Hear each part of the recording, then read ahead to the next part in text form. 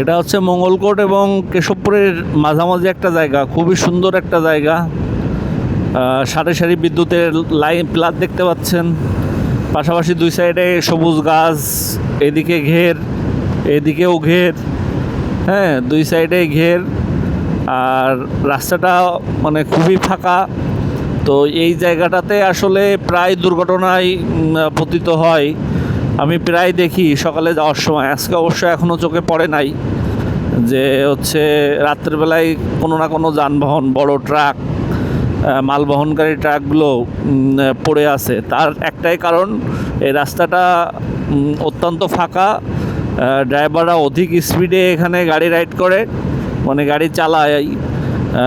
Truck ড্রাইভাররা, বিশেষত truck ড্রাইভাররা অতি দ্রুত মানে গাড়ি চালনা করে, এবং তাদের রাত্রে চোখে হয়তো ঘুম থাকে, যার কারণে হঠাৎ করেই মনে করেন যে যখন সামনে কিছু আসে তখন সে রাস্তার নিচে চলে যায়।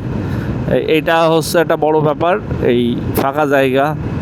তো এই জায়গা আসলে রাস্তা ফাঁকা পেলেই যে আপনাকে জোরে চালাতে হবে ব্যাপারটা তা না। গাড়ি চালানোর ক্ষেত্রে সবথেকে বড় হচ্ছে কন্ট্রোলিং।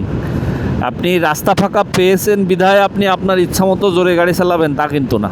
রাস্তাটা সম্পূর্ণ আপনার না, যে বা আপনি এটা নিশ্চিত করে বলতে পারেন না এই রাস্তায় আর কেউ আসবে না। হঠাৎ করে যে কেউ আসতে পারে, যে কোনো সাইড থেকে আসতে পারে, এই সাইড থেকে আসতে পারে, ওই সাইড থেকে আসতে পারে, যে কোনো সাইড থেকে একটা গাড়ি চলে আসতে পারে, একটা লোক আসতে পারে। তো সেক্ষেত্রে তখন কিন্তু আপনার এই কন্ট্রোলিং থাকবে না। তো গাড়ি আসলে এইভাবেই চালাতে হবে, রাস্তা ফাঁকা পেলেই না, রাস্তার কন্ডিশন বুঝে আপনাকে চালাতে হবে। আপনি খারাপ রাস্তায় আস্তে চালাবেন, ভালো রাস্তায় একটু জোরে যাবেন, এটা খুবই স্বাভাবিক।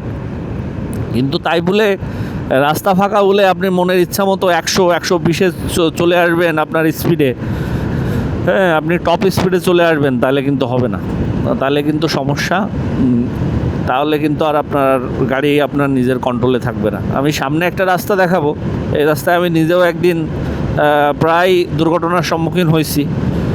রাস্তাটা এরকম যে এটা একটা মহাসড়ক, যশোর মহাসড়ক, যশোর চুকনাগর যে সড়ক সেটা।